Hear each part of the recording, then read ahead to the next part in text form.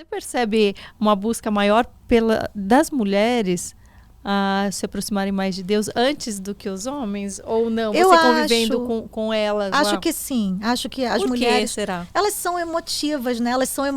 O lado emocional da mulher é mais aguçado. O homem é mais razão. Né? Mas quando um homem tem uma experiência com Deus, ele tem de verdade. É forte. Na maioria das vezes, começa pela mulher mesmo. Sim. A gente tem muito mais mulher na igreja do que homem.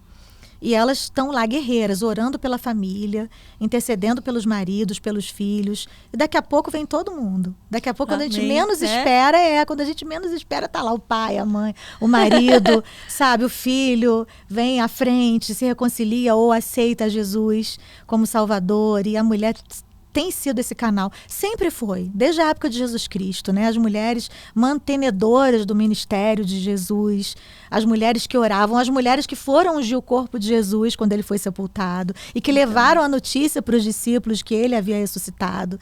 Então, as mulheres sempre, elas fizeram parte desse ministério de forma assídua. Não é diferente hoje. Deus usa a mulher. O diabo odeia a mulher, né? Pois é. Porque desde que Deus prometeu que do ventre de uma mulher sairia aquele que esmagaria a cabeça da serpente, né? Então, o diabo já ficou de olho em nós, querendo destruir nossa vida. E ele usa de todos os meios para destruir. Às vezes usa até as pessoas que a gente ama. Sim.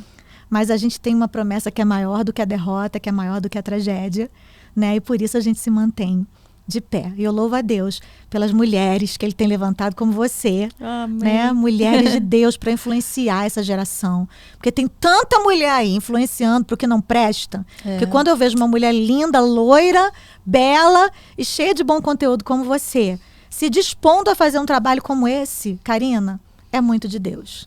Eu só posso desejar que Deus continue te usando poderosamente. E dando autoridade para você, viu? No mundo espiritual. Vou estar orando, já orei hoje por você na minha igreja. 5 horas da manhã, eu estava lá, 6 horas da manhã. A gente se reuniu hoje, lá na nossa igreja, antes de começar o dia, com todo mundo. E eu apresentei você, sua família e esse ministério ao Senhor. E pode ter certeza que você agora está nas minhas orações. Muito obrigada. Obrigada, amém. E que todas as mulheres que estiverem nos ouvindo se fortaleçam em sabedoria, se fortaleçam na palavra de Deus, que busquem de joelhos serem levantadas, Isso aí. Ao invés de buscarem serem endeusadas, ao invés de buscarem elogios que não vão levar a lugar nenhum, ao invés de buscarem a fama em primeiro lugar. Busquem de joelhos, porque ali vocês terão a vitória. Vitória sobre suas vidas, vitória na sua família, vitória com seus maridos. É assim, gente. Então, não encarem essa prostração como uma humilhação ruim, porque nós não somos nada. Nós, pelas nossas próprias mãos, os nossos próprios méritos, não chegaremos a lugar nenhum, porque é Deus que nos dá as melhores coisas da vida, as nossas habilidades. Vem de Deus, é Ele que dispõe para cada um de nós. Então, que elas sejam usadas para o bem, para o nosso bem, para o seu bem, para o bem da sua família. Usem da sabedoria, do conhecimento, da expertise, da sensibilidade da mulher para as coisas boas. E busquem as coisas boas na palavra de Deus, porque é só ali que vocês vão encontrar. Eu falo assim por experiência própria, eu não estou aqui para convencer ninguém, mas apenas mostrar o que Deus fez na minha vida, o que Deus faz na minha vida todos os dias. E Ele pode fazer na sua vida, na vida da sua família. Ele é poderoso. Glória a Deus. Não desprezem esse poder que está disponível para vocês. Não se sintam fracas. Amém. É ali que está a força. Amém. Glória a Deus. Coisa linda, né, gente? É muito bom ver, né, a entrega dela, o amor que ela tem por Jesus. Como a gente precisa disso. Que Deus possa derramar esse amor, Karina, que você passa, né? Que você vive. Que Deus possa derramar nessa geração que você alcança. Na sua família, na sua casa, no meio que você convive, no meio artístico, né? Em todos esses lugares onde a sua voz tem chegado. Eu vejo as pessoas querendo chegar em tantos lugares. Falo, eu não precisei estar no fundo do poço, sabe? Eu não precisei eu fazia o que eu queria, eu sempre tive a sorte ao meu favor. Hoje em dia eu vejo que não era sorte, era Deus me amparando, mas eu achava que eu fazia pelas minhas próprias mãos, que eu conquistava, que eu não precisava de nada. Sim. Então, e hoje eu vejo, eu falo, que sentido tem isso? Sim. Né? Porque o emocional estava sempre ali desgovernado, Certo. não tinha paz. E a gente não precisa de tudo isso que a gente fica buscando, Verdade. né? A gente vê pra quê, né? A gente dá tanta volta, quer subir, quando chegar lá, se a gente percebe que não é uma sensação. Né? Você não encontra Deus, você fala, poxa, que coisa estranha, né? Que em cima tá tão vazio. É verdade. Que a gente encontra Deus mesmo mergulhando, né? Mergulhando nele, nas profundezas da sua palavra, através de um relacionamento íntimo com o Espírito Santo. Sim. É muito poderoso quando a gente descobre essa verdade. Sim. Como foi o seu encontro com o Espírito Santo? Você teve um batismo do Espírito Santo? Tive, foi um momento sim. Especial? Quando eu era criança, a gente todas as crianças ali da minha época foram batizadas ali, né? Na minha igreja, que é a Assembleia de Deus, a gente acredita no dom de línguas estranhas. Então, ali a gente já recebeu, né, esse dom. Todas as criancinhas já falavam em mistério, já falavam em línguas estranhas. E aí a vida foi seguindo. E quando você não exercita o dom que Deus te dá, às vezes você perde. Sim. Mas quando você busca, Deus te renova. Sim. Então, eu vivi essa renovação, né? Eu vivi essa renovação na minha juventude. Depois que eu tive um encontro com Deus de verdade, quando eu decidi que eu ia me importar com aquilo que o Espírito Santo pensava outra vez. Sim. Lembra? Depois do encontro com a Fernanda? Sim. E tanto que depois de um tempo, eu escrevi uma canção que ela se chama Espírito Santo. E a Fernanda foi que gravou essa canção.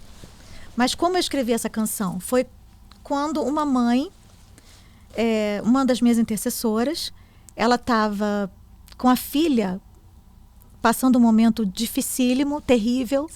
E quando eu liguei para ela orar por mim, ela disse assim, hoje quem ora por mim é você, porque eu não estou dando conta. E aí eu orei por ela naquele momento, mas eu falei com Deus assim, Deus, se ela que é uma mulher de Deus, uma fortaleza, uma muralha, está passando por isso, não está dando conta, o que vai ser de mim? E ali o Espírito Santo me deu essa canção, né, que a Fernanda gravou. E ela diz, Espírito Santo, ore por mim, leve para Deus tudo aquilo que eu preciso. E é uma canção que marcou muito a minha vida.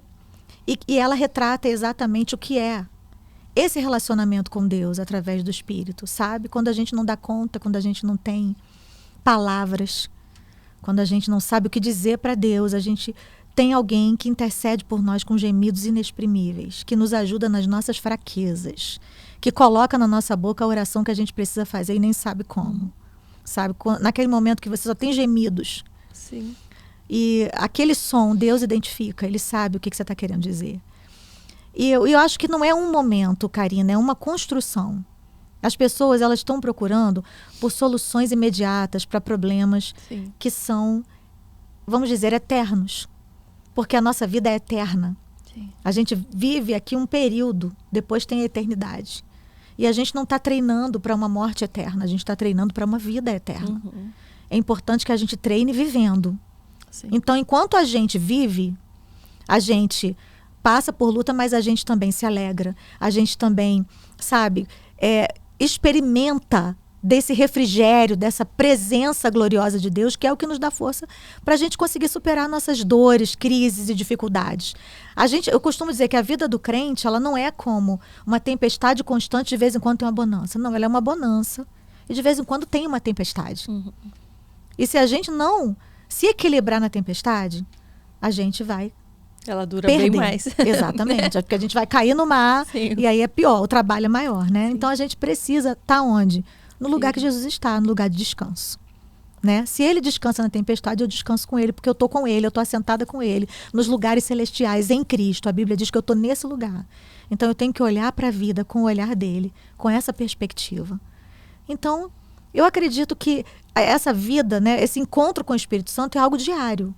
Todos os dias você tem que buscar isso. Você tem que estar disposta a isso, a ouvir a voz dele, a falar com ele, a compartilhar com ele suas dores e também seus momentos de alegria, sabe? A deixar que ele faça parte de tudo na sua vida. E aí, dessa forma, você vai crescendo cada vez mais. Como é que eu vou dizer? Vai sendo aperfeiçoada em Deus, né? A luta não diminui, ela muda de nível. Sim. Mas você também muda, a sua capacitação aumenta também, né? Você começa a ter um olhar mais perspicaz, mais poderoso, um olhar de Deus sobre cada situação que vem ao teu encontro. Sim. Ele fala, né, que não há nenhum obstáculo, nenhuma provação que ele não permita que a gente passe e não nos capacite para passar, né? Quando a gente está com ele. Exatamente. A gente estava conversando aqui nos bastidores, porque se a gente não tem essa fé, essa comunhão com Deus, essa confiança, às vezes a gente passa pelas tempestades no copo d'água e sofrendo e se afogando, enquanto se a gente permanece firme na fé, Deus nos fortalece, né? É a presença dele em nossas vidas que nos fortalece a enfrentar verdadeiras tempestades sem desespero, né? Sem grandes preocupações, confiantes. A questão não é se a gente vai sofrer, Karina, a gente vai. Mas o apóstolo Paulo, ele diz que a gente não precisa sofrer como quem não tem esperança. Sim. A diferença é essa, né?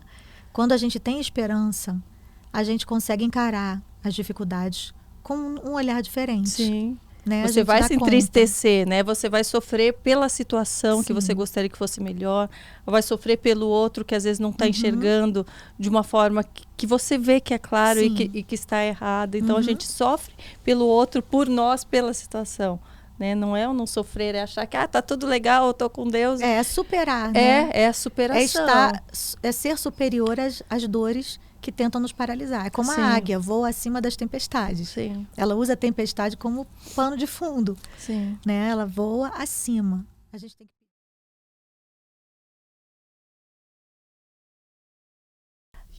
Se você já amou esse trecho, você vai se inspirar ainda mais assistindo o bate-papo completo. Clica aqui.